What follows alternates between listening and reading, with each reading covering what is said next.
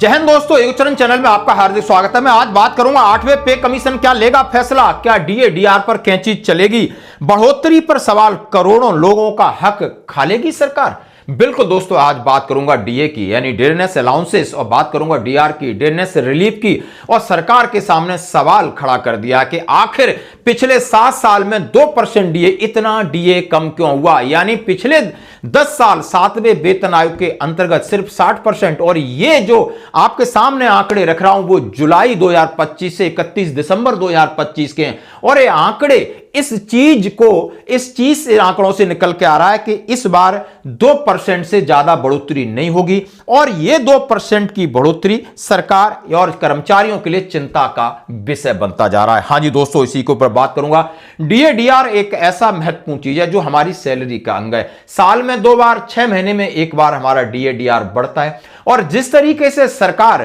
की नजर हमारे डीए डीआर पर है वो आप समझ सकते हो। कोरोना के टाइम पर सरकार ने 18 महीने का डीए डीआर का एरियर, करोड़ों रुपए केंद्रीय कर्मचारी और पेंशनों का हक खा लिया है। कई बार सवाल हुए, कई बार जवाब मिले, सदन में हुआ, कोर्ट में गया, चिट्ठियां लिखी, लेकिन सरकार ने हवाला दिया कि हमारी आर्थिक हालत सही नहीं है, आर्थिक हालत सही नहीं है। मामला कोर्ट ने दिया, सब ने इनसे गुहार लगाई, लेकिन सिरे से इन्होंने खारिज किया 18 महीने का एरियर। और भविष्य में इसको लेकर के शायद ही कभी ऐसा मौका मिले कि आपको इसके बारे में कोई खुशखबरी मिले, क्योंकि पिछली मीटिंग जेसीएम स्टाफ साइड की थी तो उन्होंने बोला 18 महीने का मुद्दा ही खत्म हो गया है। इस सवाल को सवालों के घेरे से निकाल दिया जाए। और इसीलिए मैं आपके सामने रह रहा हूं। अभी संसद सत्र चल रहा है, किसी ने 18 महीने डीए डीआर एरियर को लेकर कोई बात नहीं की है। तो दोस्तों आप समझ सकते हो।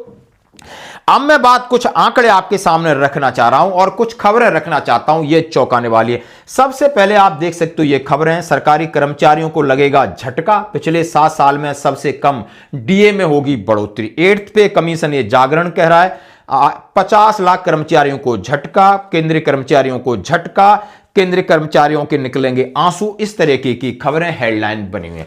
अब हेडलाइन का मुख्य कारण है कि आखिर जनवरी 2026 से कितना बढ़ेगा डीए। आइए थोड़ा आंकड़ों पे नजर डालते हैं। इससे पहले मैं बात करूंगा प्रेस रिलीज है जो अक्टूबर की, यानी जुलाई, अगस्त, सितंबर, अक्टूबर, 4 महीने के आंकड़े आ गए हैं। और 4 महीने के आंकड़े प्रेजेंट स्थिति में क्या कह रहे हैं आपने देखा होगा। प्रेस रिलीज जो 28/11/2025 को निकली थी, consumer price index for industrial worker 2016 equal to 100, October 2025 के आंकड़े इसमें लिखा है। Labour bureau and attached office the memorandum labour of employment has been compiling consumer price index industrial worker every month of this basis retail prices collated from 317 market spread over 88 industrial important centre of the country.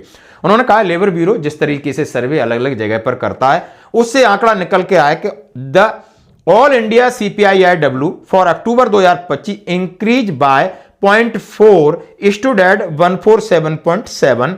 यानी आप देख सकते हो, ये आप report है। अब इस रिपोर्ट को एनालिसिस किया जाए तो लिखा है कि if this trend continues DA from January 2026 may increase by just 2%, offering only small relief to central government employees and pension. यदि यही ट्रेंड जारी रहा तो आपको 2% महंगाई भत्ते में बढ़ोतरी होगी। जैसा कि आपके सामने मैं आंकड़े रख रहा हूं, आप देख सकते हो ये जो रिपोर्ट है। अब इसमें जो कि डीए आपका जुलाई 2025 यानी जून तक का मिल गया जो कि 58% था। जुलाई 2025 में 146.5 की उछाल हुई थी और उससे आपका 58.52% डीए बना। अगस्त 2025 में 147.1 था जो कि आगे बढ़कर के 58.94 बना। सितंबर 2025 में 147.3 हुआ जो कि 59.31% बना। अक्टूबर में 147.7 के हिसाब से 59.60 डीए आपका बन रहा है। यानी आप देख सकते हो कि अब नवंबर और दिसंबर 2 महीने के आंकड़े भी यदि मैं आपके सामने रखना चाहूंगा, यदि मैं 148 149 की बढ़ोतरी करता हूं तब भी आपको जाकर के 60.41 जा रहा है। यानी 6041 हो या 6051 हो या 6099 हो, सरकार इसको राउंड ऑफ 60 में ही करेगी। यानी 149 नहीं 150 तक की बढ़ोतरी भी होती है पॉइंटों में, फिर भी आपका डीए यानी 61% नहीं पहुंच रहा है, 60% ही पहुंचेगा।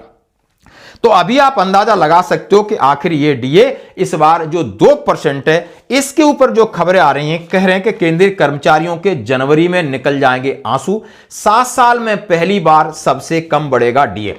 अब डीए कम बढ़ता है तो उसका असर केंद्रीय कर्मचारियों की सैलरी पर पड़ता है, पेंशन पर पड़ता है, और आने वाला जो उसका पे कमीशन है उस पर पड़ता है। उसके साथ सरकार से फिर सवाल पूछे जा रहे हैं कि क्या आप डीए मर्ज करोगे, तो उसका भी बात करेंगे। तो अभी ये जो बात कर रहे हो कि लगभग आपका 60% डीए पिछले 10 साल में हो रहा है, और इससे आपको फिटमेंट फैक्टर पर सीधा सीधा असर पड़ेगा।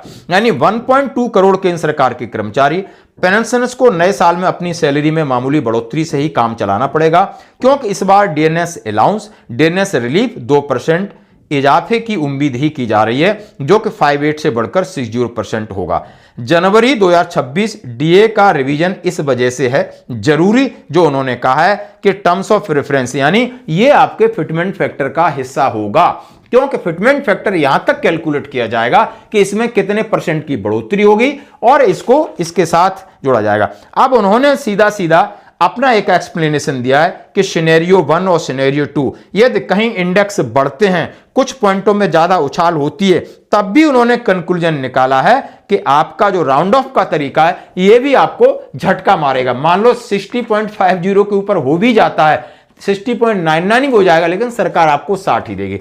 तो आप सरकार की नीति और नियत दोनों अच्छे तरीके से समझ चुके हो।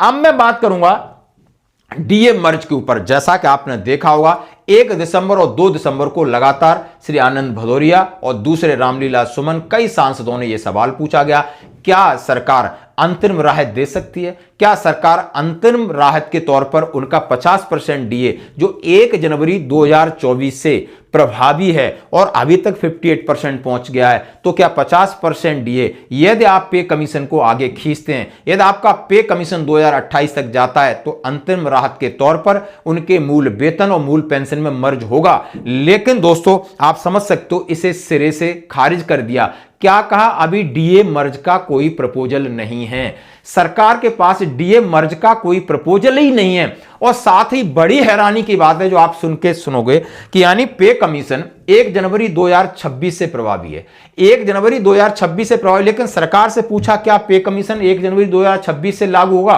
तो वित्त मंत्री बोलते हैं हमें सरकार इसका जवाब देगी। अब ये सरकार है या नहीं, और सरकार में कौन जवाब देगा? खुद वित्त राज्य मंत्री।